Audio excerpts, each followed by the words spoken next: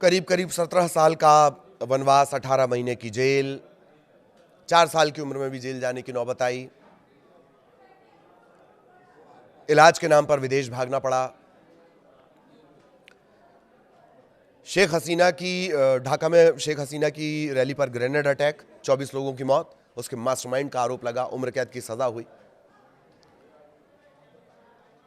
अस्थिरता का सामना कर रहे, जूझ रहे बांग्लादेश को अब उनसे उम्मीदें हैं। ऐसे तारिक रहमान के बारे में कुछ पॉइंट्स जिन पर चर्चा जरूर होनी चाहिए। 18 महीने वो जेल में भी रहे तारिक रहमान, और अब करीब करीब 35 साल बाद, 3 दशक बाद तारिक रहमान बांग्लादेश के प्रधानमंत्री लगभग ये तय है बनने वाले हैं। नए अध्याय की शुरुआत के तौर पर इसे देखा जा रहा है। तारिक रहमान पूर्व प्रधानमंत्री खालिदा जिया और पूर्व राष्ट्रपति जियाउर रहमान के बेटे हैं।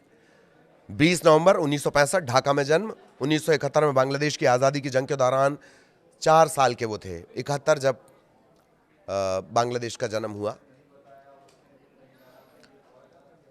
सिर्फ 4 साल के वो थे। कुछ समय के लिए उन्हें हिरासत में यानी जेल में रखा गया था। उनकी पार्टी बीएनपी उन्हें युद्ध के समय सबसे कम उम्र के बंदियों में शामिल बताकर सम्मानित भी करती रही है। जियाउर रहमान बीएनपी के संस्थापक रहे।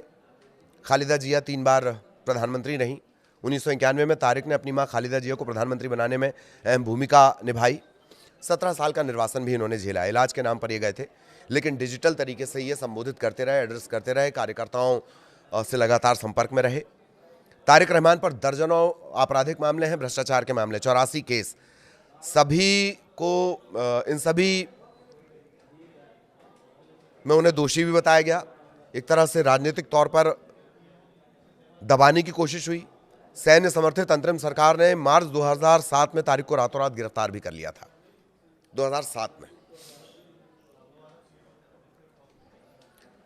जेल जाने के बाद यातनाएं झेली। 2008 में जमानत पर रिहा हुए और मेडिकल ट्रीटमेंट के बहाने लंदन चले गए, और फिर 17 साल तक वहीं रहे।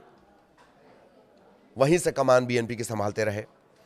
2024 में शेख हसीना की सरकार गिरने के बाद जो अभी पिछला घटनाक्रम रहा तख्ता पलट के बाद, 2026 की शुरुआत में ज्यादातर बड़े मामलों में उन्हें बरी कर दिया गया। 2018 का वो मामला जिसमें उम्र कैद की सजा सुनाई गई थी, उसमें भी उन्हें बरी कर दिया गया। सुप्रीम कोर्ट ने भी यही कहा, दोषमुक्त है वो, अब बरी हैं।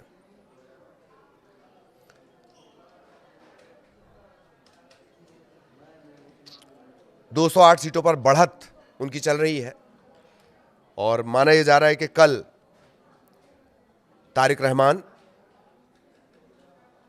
बांग्लादेश के प्रधानमंत्री पद की शपथ लेंगे 35 साल बाद। इसके बाद से लगातार जो वहां की सत्ता है उनमें या तो खालिदा जिया या शेख हसीना, इनका वर्चस्व रहा। 1988 में जफर साहब के प्रधानमंत्री बनने के बाद से कोई पुरुष प्रधानमंत्री नहीं रहा। यही 2 जो महिलाएं हैं उनके पास ये सत्ता रही, और अब तारिक रहमान प्रधानमंत्री बनने जा रहे हैं। आरोप उन पर भी लगे। जब उनकी मां खालिदा जिया 2001 में तीसरी बार सत्ता में आई तो तारिक पार्टी के प्रभावशाली पार्टी में उनका जो वर्चस्व है वो बढ़ता गया। ढाका के हवा भवन को उनके नाम से जोड़ा गया। पार्टी के फैसले होते थे। भ्रष्टाचार, घूसखोरी, सत्ता के दुरुपयोग के आरोप लगे। शैडो पीएम उन्हें कहा जाता था, डार्क प्रिंस उन्हें कहा जाता था। और इस तरह का बड़ा दिलचस्प सफर रहा है। 1971 में, जैसे हमने आपको बताया था, 1971 में जब बांग्लादेश का जन्म हुआ, एक तरह से पाकिस्तान से अलग हुआ बांग्लादेश, तब उनकी उम्र 4 साल थी। तब उन्हें भी हिरासत में लिया गया था। तो बीएनपी के लोग बड़ा बढ़ा चढ़ाकर इसको बताते हैं। तो सारी चीजें हैं। ये तारिक रहमान, उनका अपना एक अलग किरदार है,